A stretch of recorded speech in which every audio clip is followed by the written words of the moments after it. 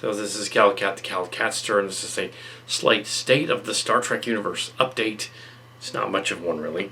I reviewed Section 31 on the other channel, and yeah, Kurtzman has again ripped off one of our characters, San. Yeah, they're reading her stuff. They're literally reading her stuff. I also had made the. He's not exactly the same. He's the Mirror Universe version of it, but he's San. Over here he's San Akiri or San Perkak. The only way they would have known is if they read the books, and that's entirely possible. The books have been online on Amazon since 2019. The Starship Locations books. They could have easily read them. So, yeah.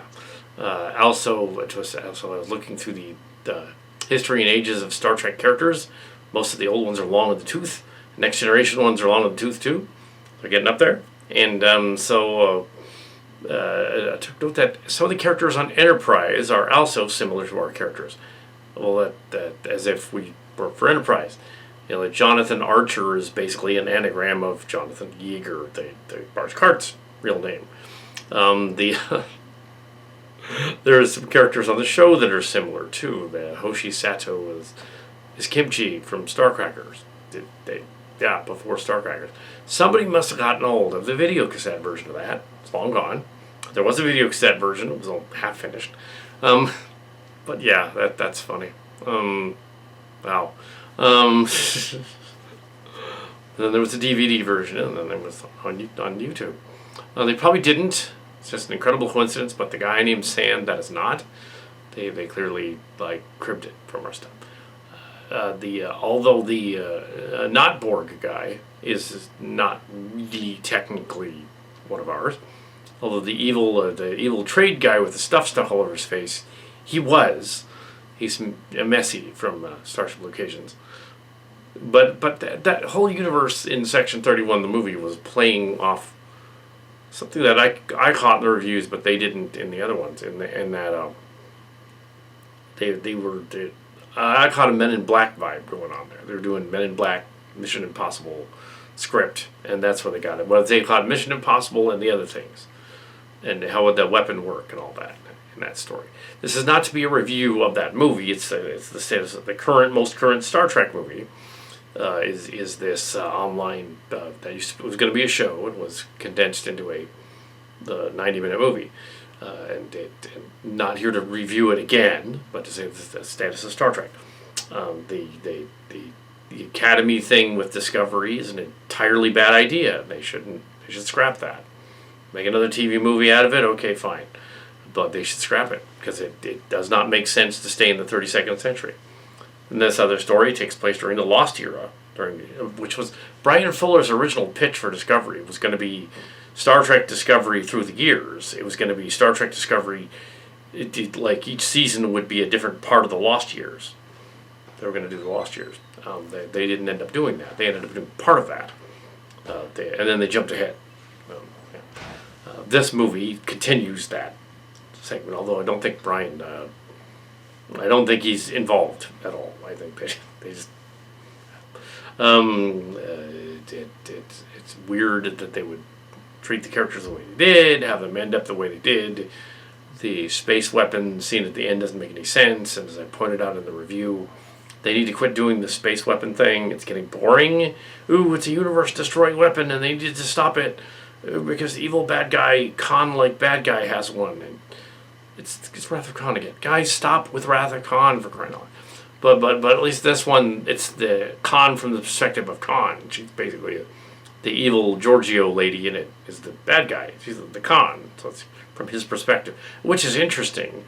But the story had a lot of issues and should have been rewritten. And at the end, they did plenty of exposition in the review, and they brought in these other guys, at least interesting kind of archetype characters, because they're from Starship Locations. Trekyards, just go and watch our stuff. It's very similar, but better, and not as dark. So go watch our stuff. It's not official. It's fan films. But yeah, they needed to have, they telegraphed who all the bad guys were, including the bad guy in the beginning. Trekyards didn't quite catch that, But no, they literally said, oh, this bad guy, when he grabbed the case, it was in the same universe. It's like, oh, it's that sand guy. Immediately, I thought, it's that sand guy. Who else would it be? Who else has a motive?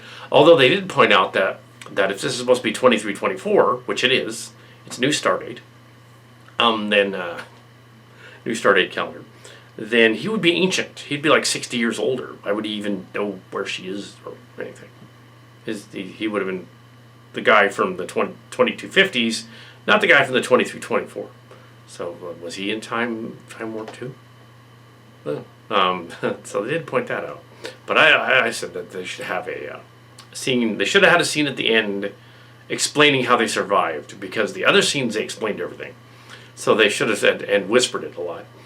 They should have had a scene where all they needed was a line from Giorgio, them saying, "How did you get out of that?" And having Giorgio just say, "Well, I lied. The weapon really wasn't that strong.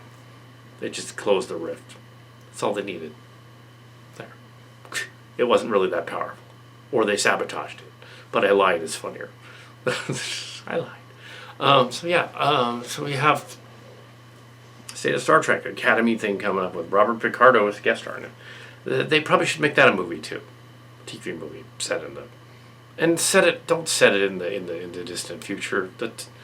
There's too much baggage regarding Discovery seasons 1, 2, 3, and 4, and 5, which 3, 4, and 5 were a little better than 1 and 2. And why go there? Why do that? Go to the 2400s and explore that. So I said that before. Other stuff. So yeah.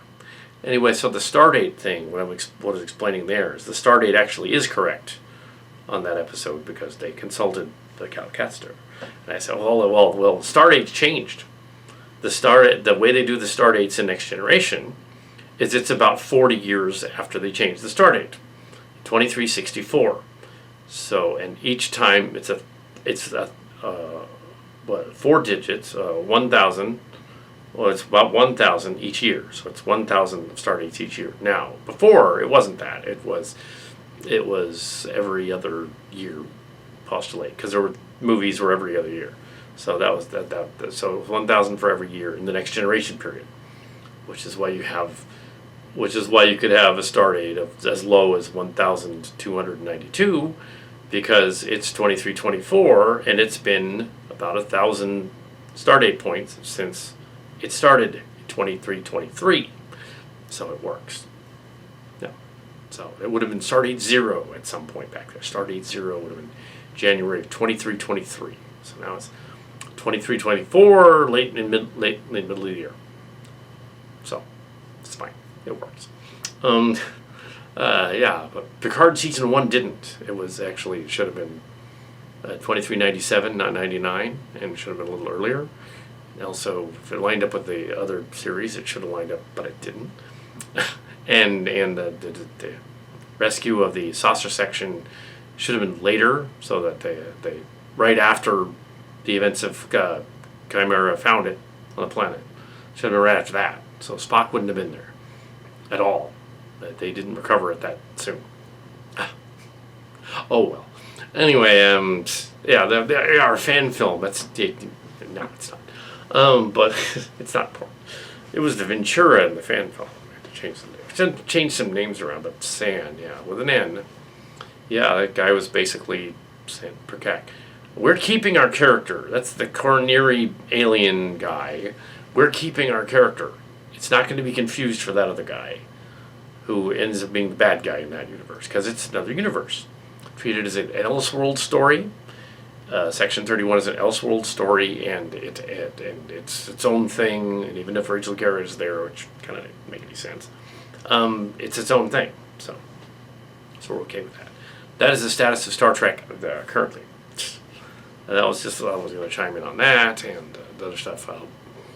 I think they're making a Starbase 80 thing. I don't know much about it yet. And as for Canary, the series that continues, and there will be there will be 6 of those apparently, 6 movies, 2 books roughly. Yeah. So anyway, yeah.